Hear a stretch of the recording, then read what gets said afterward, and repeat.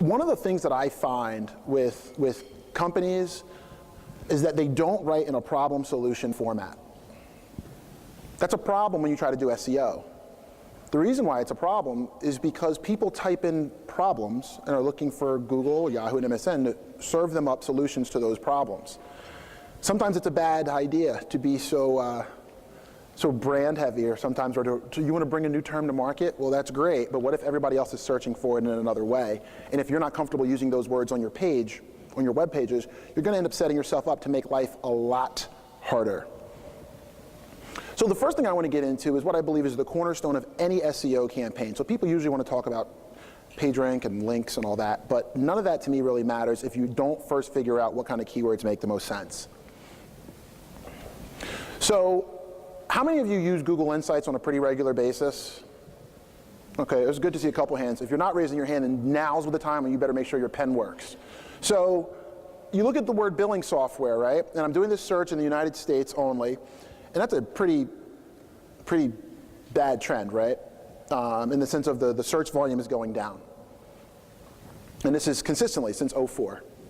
So this is how you can have a top ranking, and that top ranking can stop driving sales.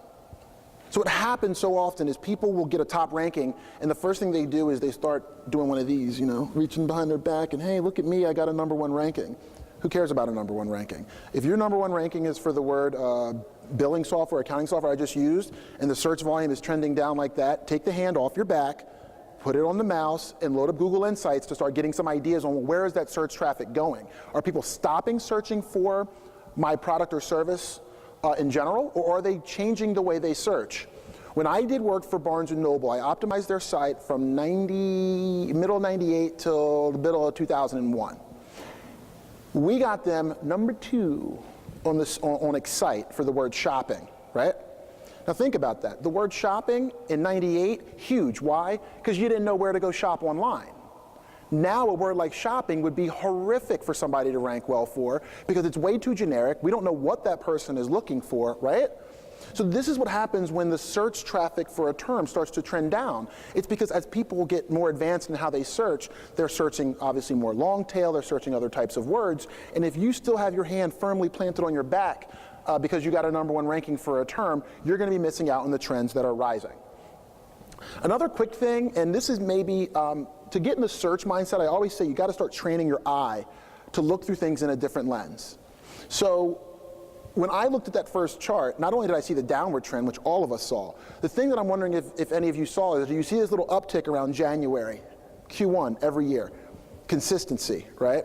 Even though the overall trend is going down, you basically can put, you know, dollars to it that come January for the word billing software, there's a lot more interest, right? I see a hand yet? Oh, okay. Raise them, because I'll answer the questions if I can.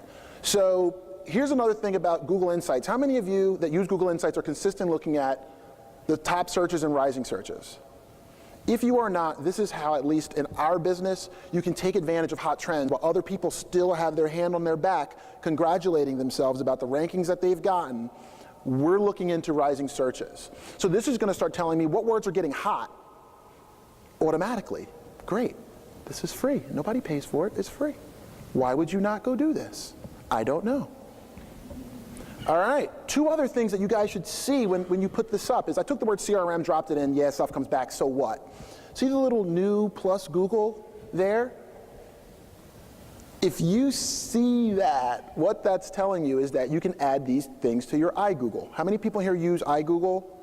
Anybody? You might want to start using it today if you don't. Basically, every time you load Google, if you're logged in, iGoogle will show you all the things getting hot in your industry. How many times a day do you use Google?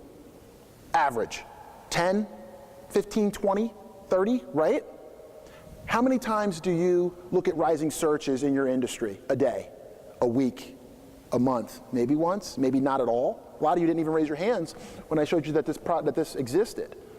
So wouldn't it be great? You have to put yourself in a position to be able to take advantage of all the data that's going through and the valuable data that's going through. So all you do, you just subscribe to them in your iGoogle. And now every time you log in, it's going to tell you what's getting hot in your industry. Every time you search Google, you're going to see this if you're logged in, if you're using iGoogle.